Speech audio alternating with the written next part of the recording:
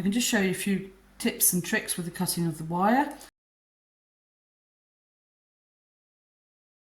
I don't have the best snippers, wire cutters in the world, but I have a range here to show you. So the first and most basic is on your normal pliers, your chain nose pliers or other. Very often they will have a cutting blade area in them. They do what they do, they cut wire, but they don't cut wire to its best. In fact, those are pretty rubbish, but they're both pointy ends. So you'd still have to file them to make sure that you haven't got scratchy parts to your jewellery making or craft project. These two pliers are pretty much the same thing, they're just bigger, so I would use these for a larger thickness of wire and these for a smaller thickness of wire. They have a concave area on one side and a flatter side. They're both the same, so they have indented one side, flatter the other. So the trick is to keep the flat side against the wire that you want to keep and use.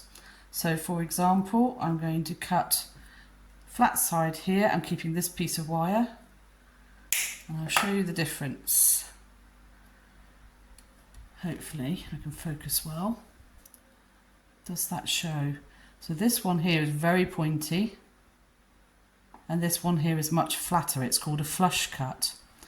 You still need to file them for a lot of purposes, for a lot of projects. You still need to file that end. But it's an awful lot easier than filing a sharp pointy end. These snippers do exactly the same thing. The flatter side against the piece of wire you want to keep. And as you can see, I hope you can see that you've got a very pointy side and a flatter side to your cut.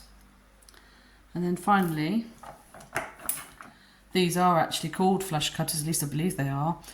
These are nice from the point of view of getting really into tiny places because you've got a very, very fine point on them, much finer than your ordinary wire snippers, much thinner. But their cut is pretty average when it comes to the actual flush cutting, so don't necessarily go out and buy these specifically unless you're going to do some fine work, because as you can see, pretty similar. You've got the pointy side and a flatter side. But quality-wise, I think they're all pretty much the same.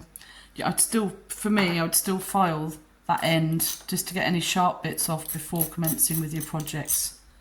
So I hope that's helped explain wire cutters a little. See you in the next video.